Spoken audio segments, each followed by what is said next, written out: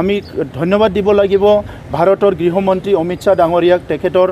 একদম বোল্ড ইনিচিয়েটিভত আমাৰ চুক্তিখন হৈছিলে তেখেতে প্ৰেজেণ্ট আছিলে আৰু চুক্তি হোৱাৰ পিছত 2-3বাৰ আমাৰ বড়োলেণ্ডত আহি গ'ল প্ৰত্যেকটো মুহূৰ্তক আমাক মানে তেখেতে খবৰ লয় তেখেতে সদায় আমাক মানে বিভিন্ন দিশত আমাক ইনস্পায়াৰ কৰে গতিকে তেখেতক ধন্যবাদ দিব লাগিব আৰু বৰ্তমানৰ অসমৰ মুখ্যমন্ত্ৰী সেই সময়ত তেখেতে মুখ্যমন্ত্ৰী নাছিলে তথাপিতো শান্তি চুক্তিত তেখেতে সকলোতকৈ বেছি তেখেতে দায়িত্ব লৈছিলে আৰু শান্তি চুক্তি 2020ত কৰিছিলে আৰু মুখ্যমন্ত্ৰী হোৱাৰ পিছত বড়োলেণ্ডখন ভাৰতৰ অইন অঞ্চলৰ নিচিনা অসমৰ অইন ডিষ্ট্ৰিক্টবিলাকৰ নিচিনা উন্নত হ'ব লাগে ইয়াৰ কাৰণে আমাক সকলো দিশৰ পৰা সহায় কৰি আছে মই তেখেতক ধন্যবাদ জনাইছোঁ আৰু সকলোতকৈ আৰু এবাৰ মই ধন্যবাদ দিব বিচাৰিছোঁ যে বড়োলেণ্ড অঞ্চলৰ 35 লাখ জনসাধাৰণে যিয়ে নেকি পৰিৱৰ্তন বিচাৰিছিলে শান্তি বিচাৰিছিলে ভাল এটা পৰিৱেশ বিচাৰিছিলে চ' তেখেতসকলে আমাক ভালকৈ কাম কৰিবলৈ সুযোগ দিছে এজন মানুহৰ ক্ৰিটিচিজম চলি আছে থাকিব এইটো বিৰোধী গণতন্ত্ৰ থাকিয়ে সেইটো আমি ইমান চিন্তা কৰা নাই কিন্তু পাব্লিক এজ এ হোল বিভিন্ন জনগোষ্ঠী বড়ো আদিবাসী ৰাজবংশী মাইনৰিটি বঙালী যিমান জনগোষ্ঠী আছে আমাৰ সেই সকলো জনগোষ্ঠীয়ে আমাক সহায় কৰিছে এই কাৰণে মই ধন্যবাদ জনাইছোঁ যে আমাৰ চৰকাৰটোক 4 বছৰ হ'ল সেইটোৱে ডাঙৰ কথা এমাহ পিছতে চৰকাৰটো ভাঙাব বিচাৰিছিলে আৰু আগৰ সময়ত অপজিশ্যনৰ পৰা সদায় একমাহ এক সপ্তাহত চৰকাৰ ভাঙিম এনেকুৱা এটা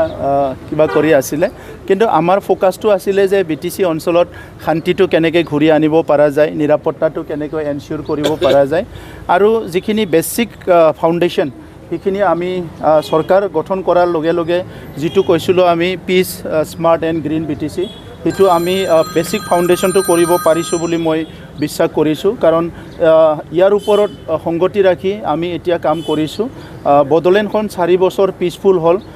প্ৰায় 3-4 দশকৰ পিছত 4 বছৰ একেলগে পিচফুল হোৱাটো এইটো চবৰে কাৰণে এটা আনন্দৰ এটা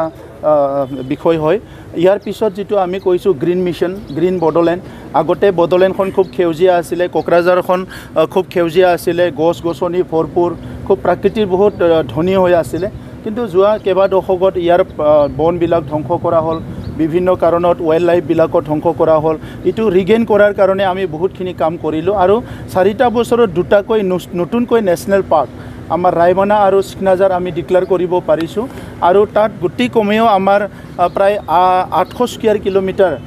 যিখিনি ফৰেষ্ট এৰিয়া সেইটো আমি কনজাৰভেশ্যনত আকৌ আনিব পাৰিছোঁ চ' গ্ৰীণ বড়োলেণ্ডৰ পিনে আমি বহুতখিনি আগবাঢ়ি গৈছোঁ স্মাৰ্ট BTRৰ ক্ষেত্ৰত আমি 10খন কাউন্সিলৰ ভিতৰত আমিয়ে প্ৰথম কাউন্সিল য'ত অফিচ আমি আৰম্ভ কৰিছোঁ আৰু ইয়াৰ লগতে আজি ভূমি গোটেই লেণ্ড ডকুমেণ্ট ডিজিটাইজ কৰা হ'ল লেণ্ড যিবিলাক